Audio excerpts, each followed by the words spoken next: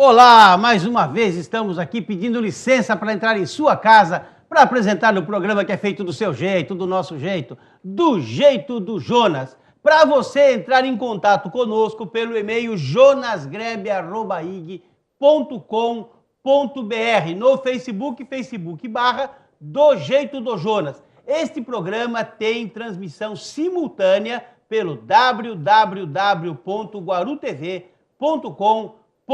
Quem não tem a TV Itapema em casa pode assistir pelo site, né? Só colocar lá no computador www.guarutv.com.br. Também temos reprises no canal 8 e no canal 22 da TV Itapema.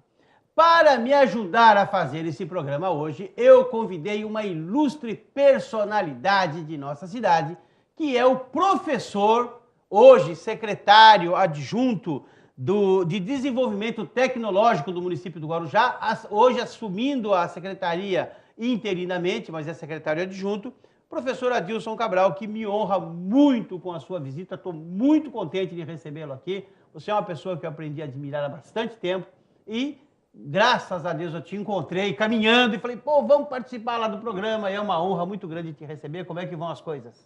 É verdade. Um grande abraço, Jonas, a você. Um grande abraço a todos os nossos amigos que acompanham diariamente aí o programa do Jonas.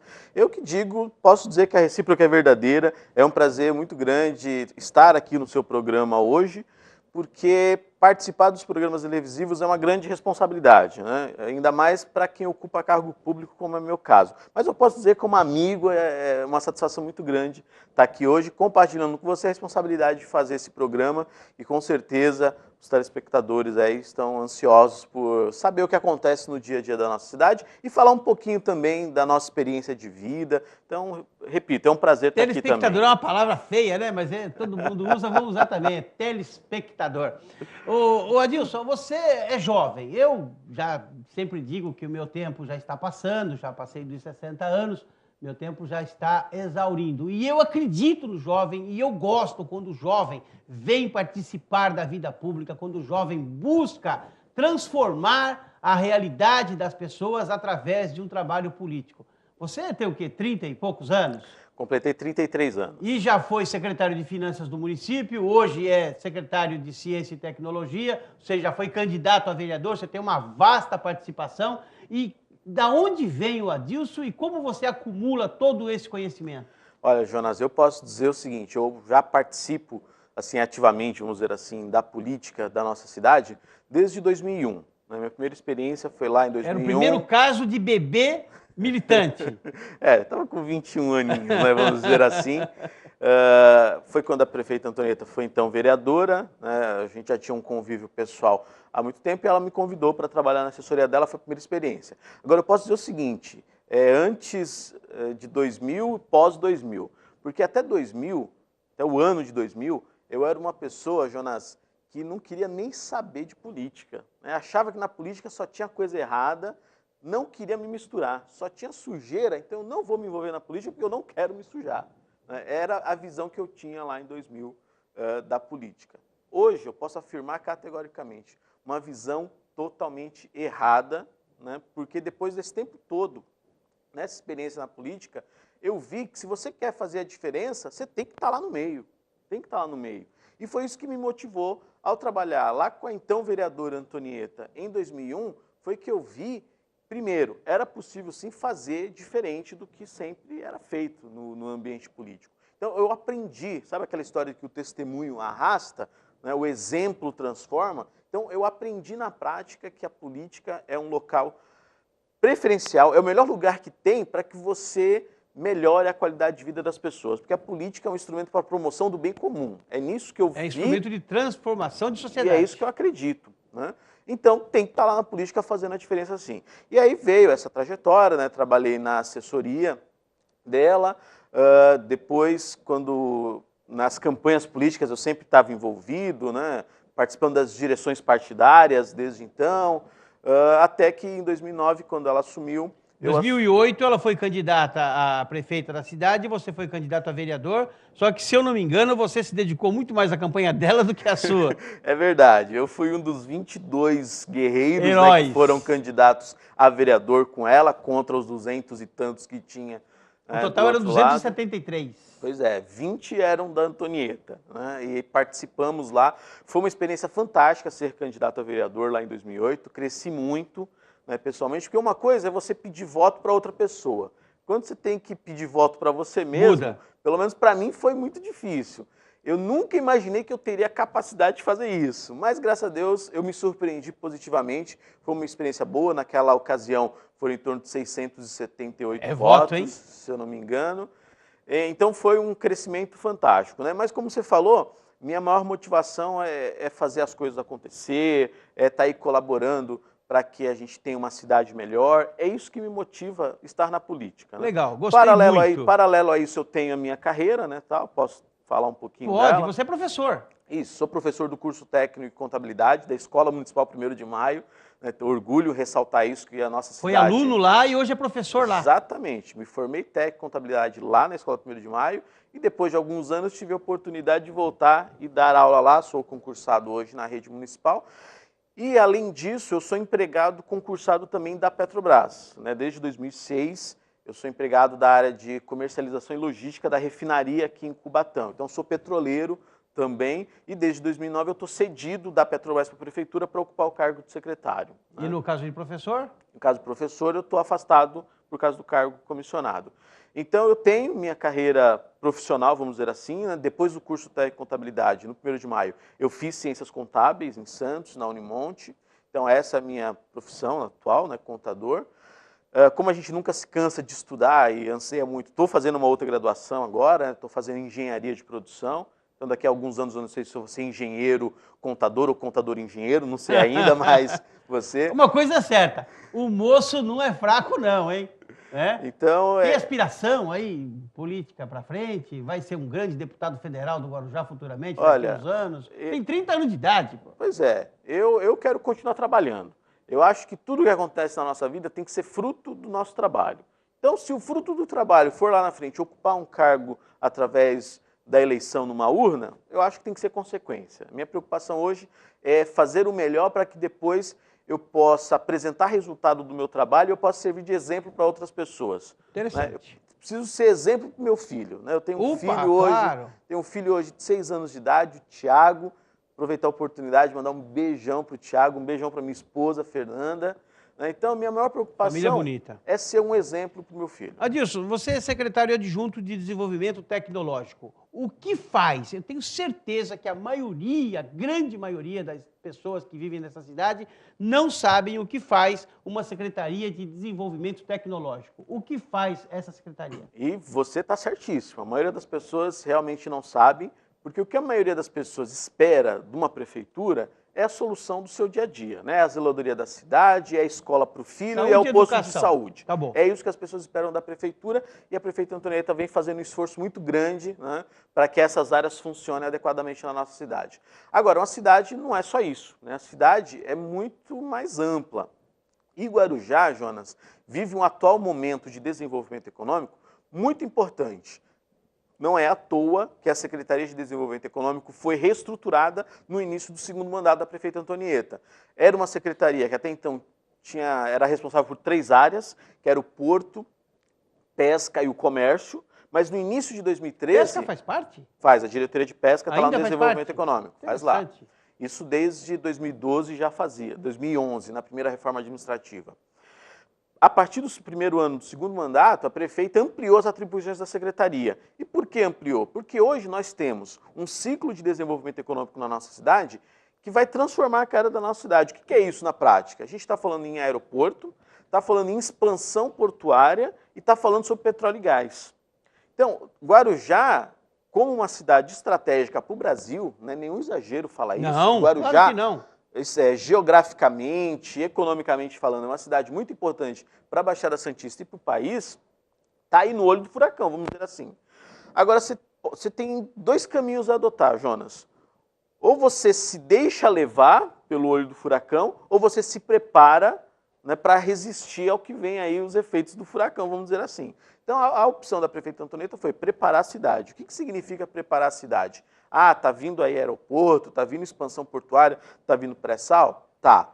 Mas o que as pessoas da nossa cidade vão se aproveitar desse desenvolvimento? Para que vai servir para aquele que mora na prainha? Exatamente. Então, é pensando nisso que você tem que ter uma área na prefeitura para estruturar políticas públicas que queiram inserir as pessoas da nossa cidade. Então, assim, hoje nós temos cursos cursos técnicos profissionalizantes. 1º de maio é um exemplo disso. A prefeitura tem, a Escola Técnica Alberto Santos Dumont, do governo do estado, tem. A ETEC. A ETEC, tem cursos técnicos de escolas particulares também? Tem. Beleza? Então, curso técnico é importante porque dá a primeira profissão para aquele jovem, a primeira formação é. Além disso, nós temos faculdades e universidades também. Então, nós temos cursos de ensino superior aqui no Guarujá. Tem. Ah, tá bom. Qual que é a importância dos cursos técnicos, dos cursos de ensino superior, além de formar o cidadão, dar uma profissão? É na universidade, é na escola técnica que você produz conhecimento para ser utilizado pelas empresas. Então, as empresas do aeroporto, as empresas do porto, as empresas do pré-sal precisam ter aplicação de conhecimento nas suas atividades para que as atividades cresçam, para que as atividades aumentem produtividade, para que gere mais emprego.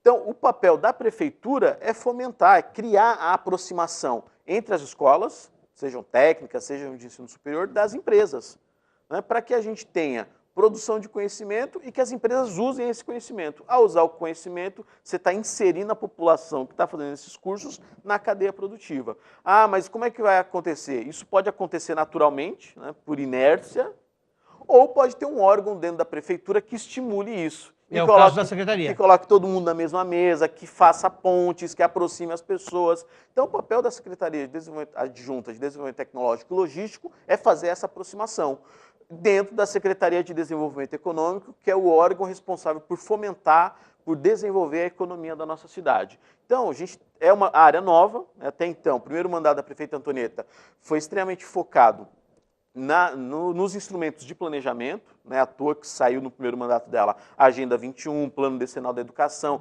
Planejamento Estratégico do Turismo, e colocar a casa em ordem, né, que é o que foi feito no primeiro mandato da prefeita Antonieta. Agora, no segundo mandato, é avançar, é você continuar fazendo o que a população espera no dia a dia da que cidade, é aquela coisa educação, corriqueira, saúde, zeladoria, mas você tem que avançar, porque senão daqui a pouco você vai ser atropelado por o desenvolvimento se a cidade não estiver preparada. Exatamente. A questão do porto, o Porto de Santos, né? O aeroporto também se fala aeroporto, né, de Santos. Para a gente é aeroporto metropolitano do Guarujá. Desde então, o início a gente essa transformação tem que ter. Agora, a questão do porto é muito mais séria, porque o Guarujá não tem uma alfândega. Isso também diz respeito à sua secretaria? Esse vem sendo um trabalho que vem sendo muito forte, sempre foi, né, uma briga muito histórica, mas agora em 2013, tanto a Câmara quanto a Prefeitura estão se engajando muito, né, nessa questão da identidade do Porto de Guarujá, né? Posso dizer para você que existem até alguns críticos, viu, Jonas? Numa das palestras que eu fui fazer numa das universidades aqui da região, né? Porque fora da ilha? Não, aqui no Guarujá mesmo. Dentro da ilha? Teve um professor, porque eu falei, né, dessa história do Porto de Guarujá. A movimentação que acontece aqui no Guarujá... 60% hoje. Exatamente, é extremamente relevante. E eu falei disso, nossa, eu fui duramente criticado. Quando acabou a palestra, esse professor queria acabar comigo, porque é uma grande baboseira isso de falar em Porto do Guarujá. Eu falei para ele, professor, sua opinião tem que ser respeitada, e a minha também. E a gente tem que ver quais são os fatos, né, para explicar a opinião de um do outro. Eu posso dizer o seguinte, a movimentação portuária que acontece aqui na cidade do Guarujá é importantíssima para o estado de São Paulo e para o país. Então não tem por que Guarujá ser um puxadinho da cidade de Santos, não. O Porto do Guarujá, sim, é uma realidade e precisa ser cada vez mais formalizado. Porque o caminhão que vem pela Rongoni não tem contato nenhum com Santos. Exatamente. Mas a alfândega é em Santos. Então, assim, esse é um assunto. Até por questão de identidade, a cidade precisa, sim, se engajar cada vez mais. Eu quero voltar a esse assunto, eu vou fazer um breve intervalo comercial. Daqui a pouquinho nós voltamos com o programa que é do seu jeito, do nosso jeito, do jeito do Jonas, recebendo hoje aqui o professor Adilson Cabral.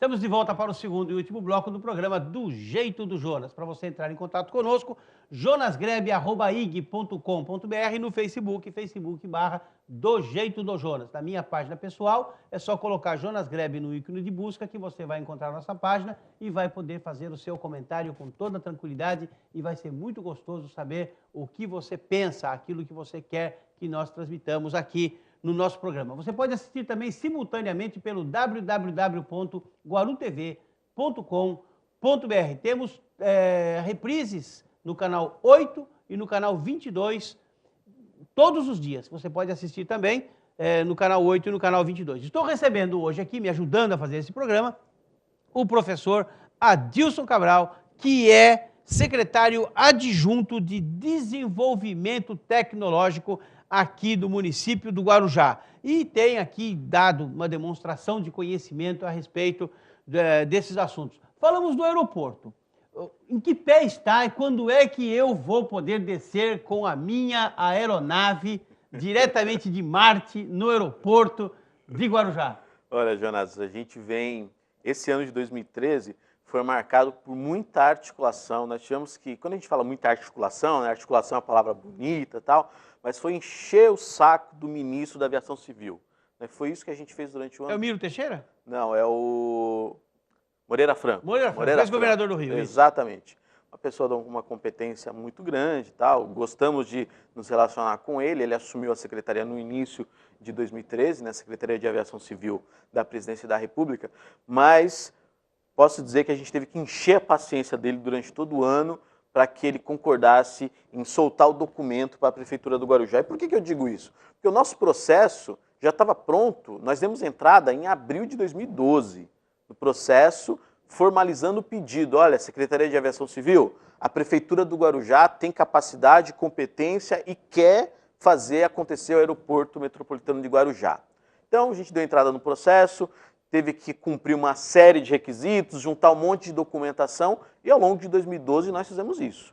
No início de 2013, o processo já estava pronto para a gente ter a nossa outorga. E aí levamos o ano de 2013 todo, enchendo a paciência do ministro, até que no início de dezembro de 2013, nós tivemos a cerimônia com a presença do vice-presidente, Michel Temer, com a presença do comandante da aeronáutica, o próprio ministro da Aviação Civil, Moreira Franco, esteve aqui, assinando o documento, entregando para a prefeita. Então, prefeita Antonieta, está aí, ó, o aeródromo, né, que é a área lá da base aérea, é responsabilidade da prefeitura, então, fazer o aeroporto acontecer. E você me perguntou, como é que está isso? Isso, onde é que vai, o que falta para operar comercialmente? Eu respondo que a gente já podia estar muito mais avançado se dependesse exclusivamente da prefeitura. Como não dependeu, né, a gente teve que passar um ano.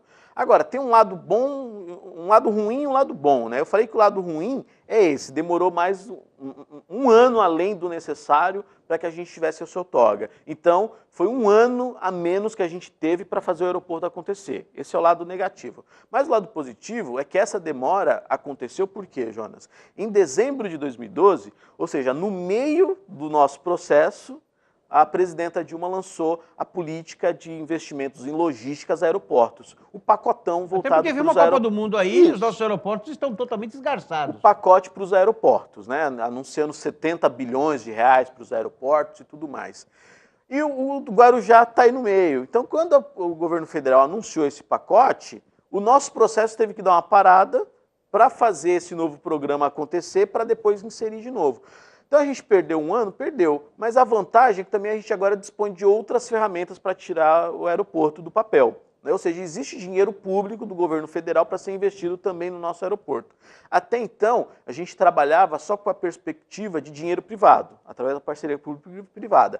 Hoje, você pode fazer um mix. Você pode potencializar o investimento privado fazendo o básico com o dinheiro do governo federal. Então, em que fase nós estamos hoje? Há um mês atrás, nós recebemos a outorga.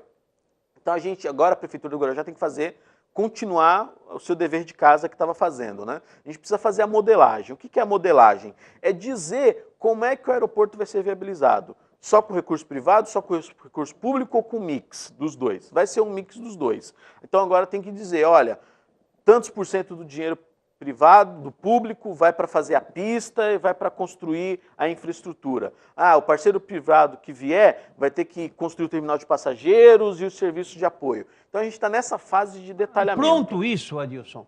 O que eu pergunto é o seguinte, qual será a utilidade do aeroporto? Quem vai subir, quem vai descer, que tipo de avião, que tipo de aviação nós vamos ter ali? Ele tem uma forte vocação para turismo e turismo de negócios, né? Agora, nós estamos falando de uma região... Avião de que porte? Um Boeing não vai descer? Não, um Boeing não. Mas os que pousam em Congonhas normalmente podem descer aqui, exceto os grandes portes, né? Os grandes já não estão em Congonhas mais. Mas a nossa pista tem 1.350 metros. É suficiente. Vai ser prolongada para 1.600. Então... Você sabe quanto tem em Congonhas? Em torno de 1.300. 1.200, 1.300. Exatamente. Com bica mais. Com bica mais. Mais. Então, você vê, o nosso aeroporto vai ser totalmente vocacionado para transporte de passageiros. Muito se fala também no aeroporto de cargas. Não, cargas não. Cargas não é a vocação. É claro, vai acabar tendo transporte de cargas, mas cargas de menores volumes e de alto valor agregado, que também é importante até para dar sustentabilidade para o aeroporto. Mas o fundamental a gente tem um polo industrial aqui do lado em Cubatão, a gente tem o porto, a gente tem o escritório da Petrobras aqui. Então, tudo isso demanda um transporte aéreo regional muito intenso. Então, transporte aéreo entre o litoral e o interior do estado de São Paulo, né, vai ser feito pelo nosso aeroporto. Isso tem alguma coisa a ver com o pré-sal? O aeroporto ajuda? Eu posso dizer o seguinte, que o pré-sal ajuda o aeroporto. Agora, o aeroporto já se sustentaria independentemente da presença da Petrobras, do pré-sal ou não. Já tem demanda para isso, até porque a prefeitura, para demonstrar para o governo federal que nós queríamos ter a outorga do aeroporto, a gente teve que fazer um estudo. E esse estudo, por uma empresa séria, né, empresa especialista na área, constatou que o nosso aeroporto tem demanda de 500 mil passageiros ano. A Secretaria de Aviação... 500 mil? 500 mil passageiros ano. A Secretaria de Aviação Civil, quando recebeu esse nosso estudo, eles também fizeram o estudo deles. E eles até chegaram à conclusão que tem demanda maior ainda do que isso. Então, o governo federal também tem demanda maior, indica que tem uma demanda maior. É claro, a gente está começando com esse nosso número e vamos aí tirar o que vier daí para frente vai crescer. Pré-sal, funciona... Tem petróleo, está fácil de tirar, já está funcionando, como é que está para a nossa região? Pois é. O que está acontecendo é que quando se anunciou a descoberta da camada do pré-sal, se criou uma enorme expectativa, né? Não, vai transformar... Que era a ideia do presidente fazer isso até por uma questão de promoção pessoal. Exatamente. Então, foi vendida essa expectativa lá atrás, né? Eu, até por ser petroleiro, né, então posso dizer o seguinte... Estou perguntando para a pessoa certa. Pois é, existe sim, não é ilusão, não é conto de fada essa questão do pré-sal, não é. Existe sim, os desafios tecnológicos envolvidos para extrair esse óleo são altíssimos, mas a Petrobras já demonstrou que tem competência para isso e vai fazer. O único detalhe é a velocidade, ou seja, não é na velocidade que se falou lá atrás de que ia ser. Da noite para o dia a gente vai passar de 2 milhões de metros cúbicos por dia para 4 milhões. Não acontece da noite para o dia, isso é ao longo do tempo. Então assim, Jonas... Hoje a Petrobras produz um pouco mais de 2 milhões. Daqui 10 anos vai estar chegando em 4 milhões. Muito disso vai acontecer aqui na Baixada Santista. Não é à toa que o escritório da Petrobras, que vai gerenciar essa área do pré-sal, está aqui em Santos, do nosso lado. Então vai gerar muitas oportunidades, sim. Não é da noite para o dia na velocidade. Daqui a quanto tempo, na sua opinião? A gente está no mínimo daqui 10 anos. 10 anos? Mínimo? Lá em 2022, 2023 é que a gente vai estar começando a sentir mesmo os efeitos disso. Agora, tem um lado positivo isso também. Isso nos dá tempo para que as cidades se preparem para isso. Porque a indústria do petróleo, a gente tem exemplos aí muito grandes que não podem ser seguidos. Por exemplo, Macaé.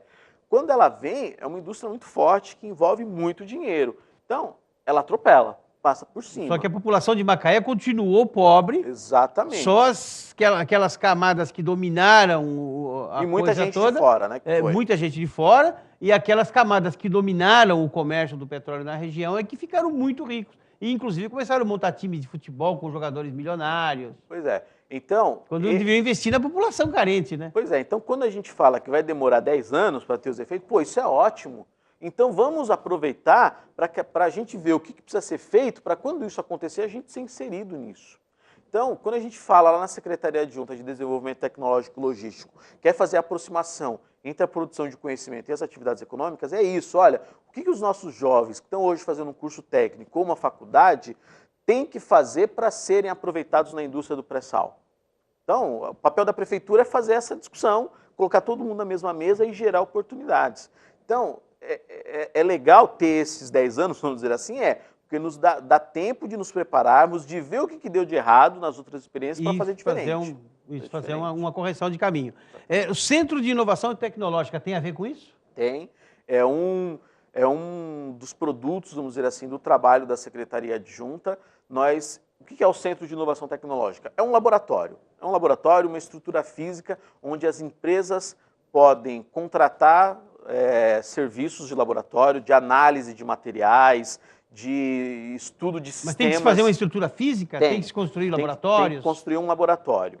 E aí ele vai ser uma estrutura onde as empresas poderão buscar fazer análise, como eu falei, né, de materiais ou pesquisas de sistemas tecnológicos. E quem vai fazer esse trabalho no Centro de Inovação Tecnológica? Os alunos das universidades, das escolas técnicas. Então, o Centro de Inovação Tecnológica é uma estrutura física que isso que eu falei de boca, né, o que está no papel, como é que se transforma isso em realidade? O Centro de Inovação é um dos instrumentos para transformar em realidade. É o local onde as empresas e os alunos vão se encontrar, de uma maneira... Teria um corpo próprio. Exatamente. Ali de trabalho e receberiam essas forças de fora. A empresa que precisa de um estudo, que precisa de uma pesquisa, ela vai pagar para o Centro de Inovação. E quem no Centro de Inovação vai fazer essa pesquisa? Os nossos alunos. Isso já existe em outros lugares, algum tipo de experiência? O que eu posso dizer é o seguinte, o Centro de Inovação Tecnológica é vamos dizer assim, uma escala menor do que é um parque tecnológico. Parque tecnológico, a gente tem o Parque Tecnológico de São José dos Campos, Parque Tecnológico de São Carlos. O Parque Tecnológico é uma estrutura muito grande. Santos inaugurou recentemente. Santos está em implantação, o Parque Tecnológico de Santos. O Parque Tecnológico requer uma estrutura muito grande, né? Muitas universidades, um corpo acadêmico de alunos muito grande. Na sua visão, ainda faltaria um pouco para o Guarujá partir para isso? Então, Guarujá ainda não tem escala para um parque tecnológico. Okay. Aí a gente fala, então não dá para ter um parque tecnológico em Guarujá? Não, então vamos esperar ter escala para isso? Não. Você faz uma estrutura menor, que é o Centro de Inovação, e aí com o Centro de Inovação você vai ganhando velocidade e futuramente para a gente ter um parque tecnológico. O ITA está empenhado nisso conosco? Desde 2012 a gente começou uma aproximação com o Instituto Tecnológico da Aeronáutica, o ITA, lá em São José dos Campos. Em 2013 nós aprofundamos esse relacionamento e o ITA tem um interesse muito grande. O Coronel André Pierre esteve na cidade, foi trazido pelo Hermínio Matos. Exatamente. Eu estive junto no dia da recepção dele na prefeitura. Exatamente. A partir daquele primeiro contato, que foi no início de 2012... Dar mérito a quem tem mérito, né? Exatamente. Durante o ano de 2012 foram feitos contatos, em 2013, até aproveitando esse novo arranjo da Secretaria de Desenvolvimento Econômico, a gente passou a aprofundar os contatos com o ITA, fizemos visitas lá no ITA. O ITA esteve aqui em abril de 2013, fazendo uma visita técnica. Além do Pierre Matei, veio a professora Mariângela, que é a chefe do setor de pesquisa e extensão lá do ITA, e mais alguns pesquisadores do ITA vieram aqui e viram em loco o potencial de desenvolvimento econômico que tem na nossa cidade. E diga-se, potencial de desenvolvimento econômico significa oportunidade de geração de conhecimento. Ah, beleza. Como é bom receber alguém que fala, que tem o que falar, que tem raciocínio rápido, que coloca as posições. Só que o meu ponto eletrônico aqui, o Michel fica falando, acabou, acabou, já sei, Michel, que acabou. Mas eu pedi a ele a gentileza e ele te concedeu 30 segundos para falar tchau. Bom, eu que agradeço mais uma vez a oportunidade de estar aqui no seu programa. É a primeira vez que estou vindo no programa do Jeito do Jonas e pretendo vir muito mais vezes aqui para esse bate-papo legal com você, um papo tranquilo, um papo produtivo e ter a oportunidade de falar para os nossos amigos, né, os telespectadores, vamos dizer assim, os nossos amigos que estão nos ouvindo em casa. Um grande abraço a todos e um abraço especial para você, Jonas. Uma honra muito grande receber aqui a Dilson Cabral. E ó, não é fraco não, hein? Menino tem futuro, presta atenção nesse nome, que tem desenvolvimento, é jovem e a cidade precisa da força dos jovens. O dia que nós descobrirmos a força dos jovens, nós vamos transformar com muito mais simplicidade essa coisa horrível que está espalhada aí por todo o nosso país. Que Deus te abençoe e te guarde, que faça resplandecer o seu rosto sobre ti e te dê a paz.